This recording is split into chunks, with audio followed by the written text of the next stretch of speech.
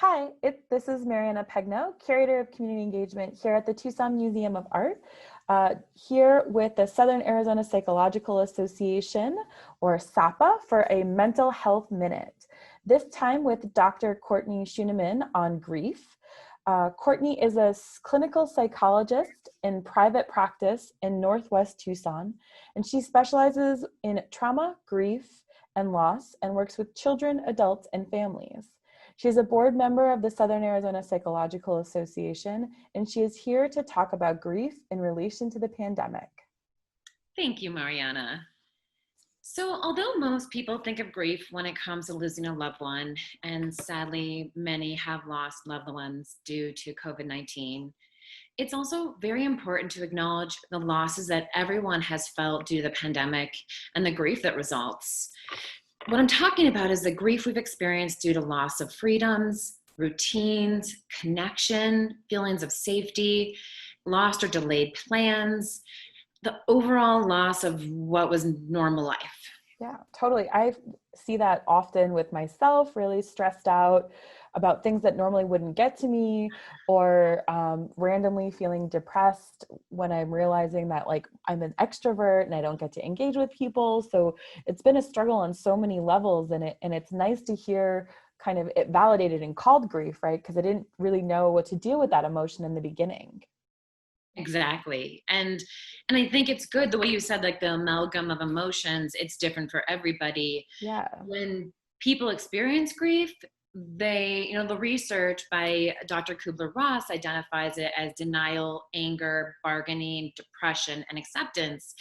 But it's not a linear process. It's the way I describe it, it's like one of those old-fashioned pinball machines Yeah. where you like pull back the plunger and the spring lets the ball go bing, bing, bing, bing, bing.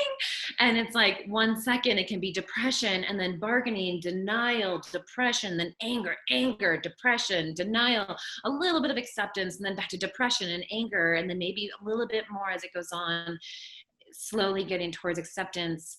But there's also a lot of other emotions such as hopelessness, helplessness, guilt. There is absolutely no recipe or right way to grieving, and it's absolutely different for everybody. Yeah, and it's been so, like you're saying, that pinball it feels really right? It feels non-linear for me, right? Like something that happened in March could all of a sudden come back and start bothering me in July, right? There's this so much flowing and chaos around that moment of grief. Absolutely. Yeah. And um I know that you were asking earlier about like the effects of a grief on your body. And Yeah. I was putting together a list, and I kind of felt like I was one of those infomercials about the side effects of a medication. But I think it's really important for people to not realize just the emotional effects, but the physical effects your body can feel. Exhaustion, Yeah. all the time, sleeping difficulty, too much, too little, changes in eating with weight issues. I joke about the COVID-19 pounds. Oh yeah. Yeah, So that's which fun. now it's not like COVID-15 anymore, it's COVID-20. We're really leaning Oh into yeah. these moments. We'll see where we're at Yeah. at the end of this, right? Body aches, discomfort, headaches, tension, digestive issues. So many people don't realize that digestion is so connected to your autonomic nervous system and the stress that how it affects your body. And then obviously anxiety and the inability to relax. Uh, Yeah. I've also had some clients joke about COVID brain, where they have trouble remembering things, problem Yes. solving, concentrating. I always joke squirrel. The Back grief to can, that pinball analogy, right? yeah, Like that my yeah, brain is functioning the same way. exactly. It can be so different for everybody, and you feel like one day you got it, and the next day you're like, what's happening? So Yeah. And the Zoom fatigue too comes in with that that COVID brain, right? And I was reading about it a while ago because I was like, there has to be something wrong with me. What I can't focus, I can't look at this stuff in the same way. Like, what is happening here? And I was reading about this idea of continuous partial attention, right? So you're mhm. always looking off in a bunch of spaces. Absolutely. And I do, on a different note, I do often recommend giving brain breaks. Just like Yeah. your eyes, you look 20 minutes away or 20 feet away every 20 minutes for 20 seconds. Oh, Give okay. yourself a brain break. So every 20 minutes, give yourself some kind of distraction for 20 minutes to be able to just get up, walk around, do something that's a little bit different Yeah. um, for Well, self-care. now that we're back open at the museum, with all these new policies and procedures for COVID, it's actually been really nice this week. It's our first week to get up and walk over there and take a little break and see how things are going and check in. But I noticed before that, when either I was working from home or working kind of in isolation in my office, I didn't have that opportunity, right? There was no chance for me to get up and take a break. And so I was just like sitting all the time, Mhm, sitting and staring all the mhm, time. mhm. I love technology because I often recommend people to like set an alarm on their phone, remind themselves to get up, stretch.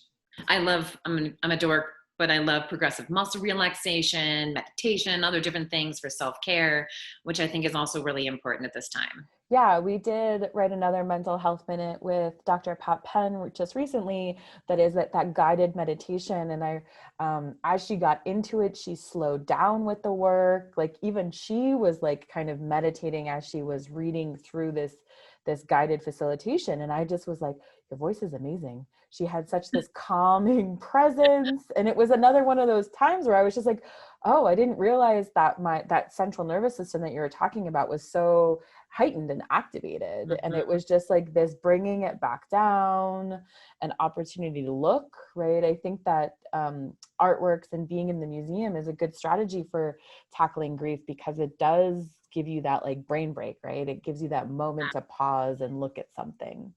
Absolutely. I think it's really good to have some kind of physical and artistic outlet to be able to deal with grief. Yeah. Um, I know a lot of people are told that a lot of my clients are like, I don't know if I'm dealing with this correctly, and there's no correct way to deal with it. Yeah. I think the most important thing is to recognize and validate the grief you're feeling, Hmm. be aware of it.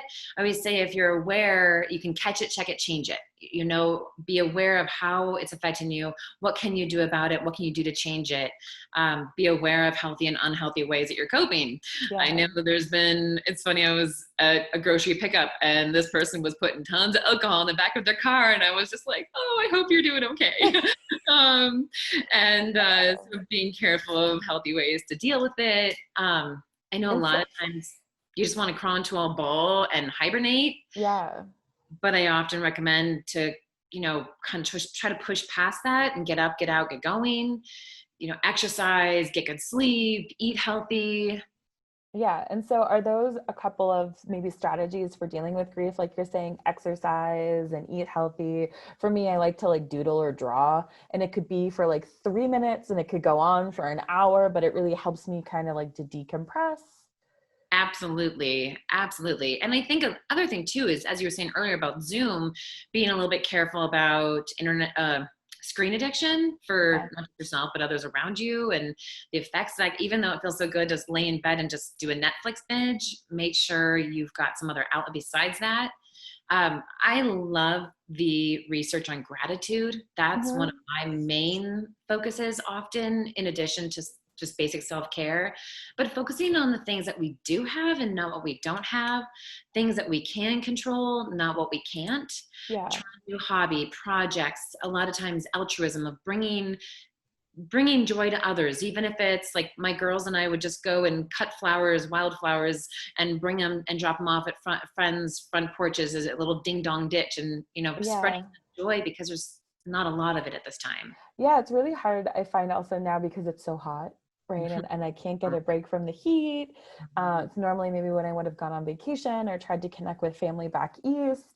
And so between like COVID and the isolation and losing that normal vacation feeling, I'm struggling in a lot of ways. And it's good to remember those strategies, whether it be gratitude or embracing creativity and practicing some other things to kind of keep it in check. Absolutely. And definitely trying to find someone to talk to. Yeah. Obviously, I'm a little biased. I truly believe in therapy because that's what I do for a living. Yeah. But trying to find somebody you can talk to that's non judgmental, that's a safe outlet, family, friends, loved one, or, reaching out to a therapist or psychologist if you need it. Yeah. That's what we're here for. And you're not alone. I think that's the most important thing. Yeah, and for sure, again, like I think with the museum being open, you know, we've reduced capacity, we have a mask mandate, we're trying to make it as safe and welcoming as possible. So really hoping that the museum could be that respite also, right? Like, you know, it doesn't replace talking to someone and that support, but it might be that 10-minute break you need, or, you know, a moment to look at something that maybe either is related to grief and validates your feelings, or is a beautiful landscape and gives you pause.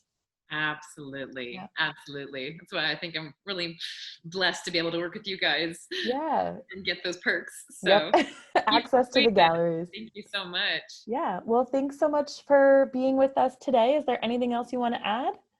No, I guess just mainly know there are resources. I know you Okay. said you were going to link them on your webpage. Yep. The Southern Arizona Psychological Association has a lot of resources on their Perfect. webpage for how to cope, and we're here to talk. There's Yeah. an easy way to find a psychologist on the webpage if you need it. Great. So Awesome. Well, thank you thank so much, you. Courtney. Bye. Bye.